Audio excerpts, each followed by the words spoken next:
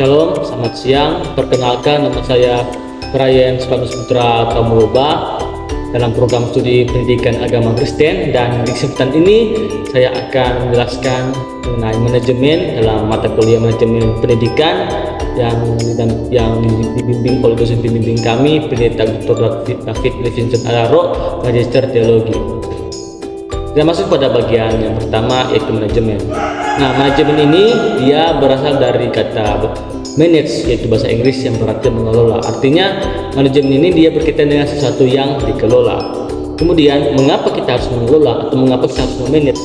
Karena ada tujuan, sehingga artinya bahwa mengapa kita harus mengelola, karena ada tujuan yang harus dicapai, ada tujuan yang harus kita gapai, sehingga perlunya mengelola. Terlebih khusus itu dalam satu organisasi atau kelompok. Nah, dalam tujuan ini ada beberapa hal yang harus diperhatikan, yaitu untuk mencapai tujuan organisasi. Artinya tujuan kita ini adalah untuk mencapai tujuan organisasi, sehingga perlunya pengelolaan. Kemudian yang kedua ini, kenapa sudah tujuan? Karena untuk menjaga keseimbangan di antara tujuan-tujuan yang saling bertentangan. Artinya bahwa dalam suatu organisasi atau kelompok ini ada tujuan-tujuan yang berbeda-berbeda antara pribadi seseorang dengan orang lain, sehingga perlunya satu tujuan dalam suatu organisasi itu agar bisa mencapai satu tujuan itu dalam satu organisasi tersebut, sehingga dengan satu tujuan itu dapat menyatukan perbedaan-perbedaan tujuan untuk mencapai satu tujuan yang telah ditetapkan oleh organisasi tersebut. Kemudian ketiga di sini bahwa untuk mencapai efisiensi, efektivitas, dan produktivitas. Nah, efisiensi ini berarti merupakan suatu hal yang dapat mengurangi sumber daya. Artinya dalam suatu organisasi untuk mencapai tujuan dapat mengurangi atau istilahnya tidak membuang sumber daya yang ada, sehingga tidak ada sumber daya yang terbuang, karena sumber daya ini merupakan hal yang terbatas di kehidupan kita. Kemudian efektivitas ini adalah bagaimana cara kita mencapai tujuan tersebut. Itu cara yang dipakai itu cara yang efektif, bukan cara-cara yang semena-mena, bukan cara-cara yang bisa membuang-buang waktu, bisa membuang sumber daya. Artinya cara yang dipakai untuk mencapai suatu tujuan tersebut adalah cara yang paling efektif, agar tidak ada suatu hal yang lewat atau suatu yang mengacaukan hal-hal yang telah ditetapkan. Kemudian produktivitas ini adalah artinya itu mencapai hasil yang maksimal. Artinya dengan kita mengelola, kita bisa mencapai tujuan yang maksimal atau bisa mencapai hasil yang maksimal atau maksimum. Selanjutnya yaitu apa yang dikelola. Jadi ada beberapa bagian yang saya paparkan. Itu pertama, yang dikelola itu adalah sumber daya, yaitu yang pertama artinya manusia. Kenapa kita harus mengelola manusia? Karena dengan kita mengelola manusia itu bisa berguna dalam suatu kelompok maupun organisasi dimanapun dia berada, bisa berguna. Dan untuk manage manusia ini juga penting. Kenapa? Dengan kita memanage manusia, kita bisa mengetahui skill seperti apa yang mereka punya, sehingga kita bisa menempatkan mereka di tempat-tempat yang sesuai dengan apa yang mereka skill yang mereka telah miliki. Tidak mungkin jika seorang yang berkaitan dengan mesin diletakkan di tempat yang dalam hal-hal yang berkaitan dengan lautan. Hal itu tidak menyambung, sehingga perlunya mengelola manusia agar kita mengetahui potensi-potensi yang mereka miliki itu sudah tepat dengan apa yang sedang mereka jalani. Kemudian material. Nah, material ini juga harus kita kelola. Kenapa? Karena sumber daya material ini adalah sumber daya yang terbatas, sehingga kalau kita tidak mengelola akan ada sumber daya yang terbuang-buang, sehingga juga dalam suatu organisasi akan membuang uang-uang yang sebenarnya tidak perlu, tetapi karena tidak mengelola dengan baik, banyak sumber daya yang terbuang, sehingga perusahaan juga, pembiayaan juga akan besar yang dikeluarkan. Kemudian mesin ini juga harus dikelola. Kenapa? Karena mesin ini salah satu hal yang dapat membantu dalam suatu organisasi, khususnya ini lebih ke perusahaan-perusahaan. Dan kenapa harus dikelola? Agar mesin ini tidak gampang rusak, tidak gampang mengalami penurunan cara bekerja. Dengan begitu mesin ini bisa bertahan lama untuk mengelola suatu organisasi tersebut. Kemudian ini uang. Nah, uang ini juga merupakan hal yang sangat penting untuk dikelola. Kenapa? Karena dengan mengelola uang, segala pembiayaan yang keluar masuk itu bisa berjalan dengan baik dan tepat, sehingga tidak ada pemborosan dalam suatu organisasi tersebut. Kemudian yang berikutnya yaitu metode. Nah, metode ini juga perlu dikelola. Kenapa? Karena metode ini mencakup langkah-langkah untuk suatu organisasi tersebut, sehingga jika langkah-langkah yang ini tidak dikelola dengan baik, maka akan kacau dan bahkan organisasi tersebut juga akan mengalami kekacauan.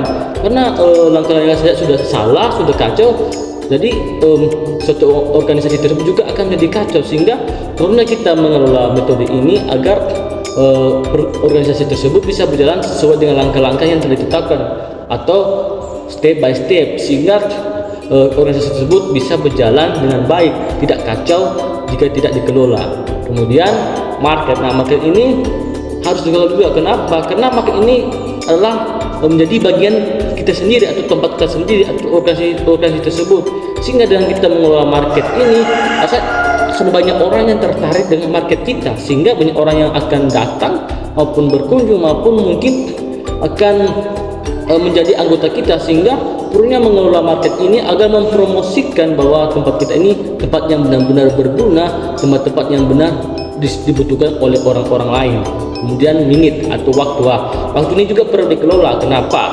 Karena dengan kita tahu mengelola waktu ini, maka tidak ada waktu yang terbuang secara sia-sia, tidak ada waktu yang terbuang untuk hal-hal yang percuma atau tidak bermanfaat.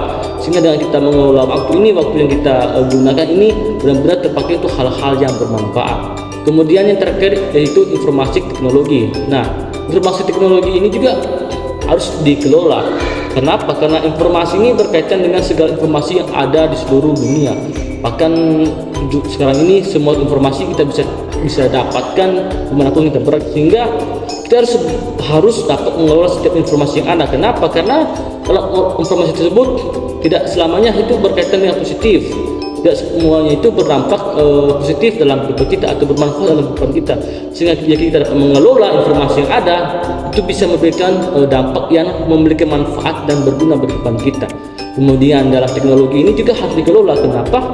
Dan kita dengan mengelola teknologi, kita bisa memakai teknologi ini untuk manfaat kita, bukan untuk hal-hal yang tidak penting atau hal-hal yang hanya membuang-buang waktu saja. Kemudian bagaimana cara kita mengelola? Nah, cara mengelola itu dilihat dari fungsinya, di mana fungsi ini terbagi dari dua bagian, yaitu fungsi manajerial, di mana fungsi manajer ini berkaitan dengan kegiatan atau tahapan-tahapan dari kegiatan yang akan dilakukan, sehingga hal ini berguna itu dengan mengelola agar tahapan-tahapan ini bisa berjalan dengan baik. Nah, harus diperhatikan, ada 3 hal yang harus diperhatikan dalam kita membuat tahapan atau kegiatan dalam suatu kegiatan, yaitu pertama planning. Nah, planning ini perlu karena dengan adanya planning kegiatan kita itu bisa berjalan sesuai dengan perencanaan tersebut. Karena jika tidak ada planning, kegiatan tersebut akan berjalan ala kadarnya atau sesuka-suka hati orang, sehingga perlunya planning agar berjalan sesuai dengan tahapan-tahapan atau rencana yang telah ditetapkan, sehingga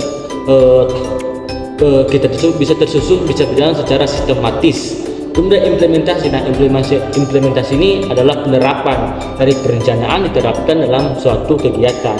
Nah, perlunya implementasi ini agar kita bisa lihat apakah planning ini atau perencanaan ini bisa berjalan dengan baik dan tepat dalam kegiatan tersebut.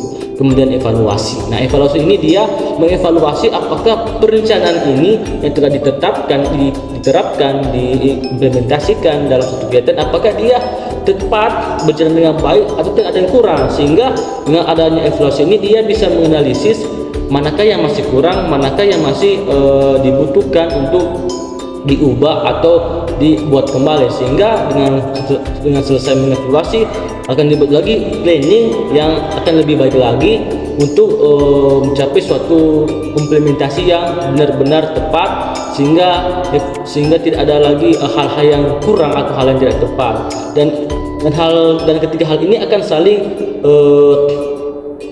saling bekerja sama, dan disebut juga hal ini akan saling menjadi siklus yang dinamis dalam suatu kegiatan atau lebih khususnya dalam fungsi manajerial.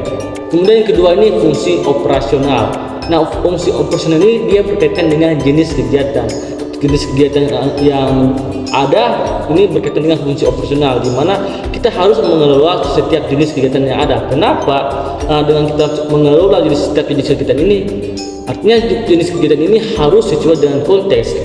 Jika tidak, maka kegiatan ini akan keluar dari konteks yang ada, akan menjadi kacau karena tidak sesuai dengan konteks. Tapi jika kita mengelola setiap kegiatan yang ada, itu akan mendatangkan satu konteks yang bagus dan harus sesuai dengan konteks yang telah ditetapkan, sehingga kegiatan ini tidak lari jauh dari konteks yang ada, sehingga perlunya dikelola.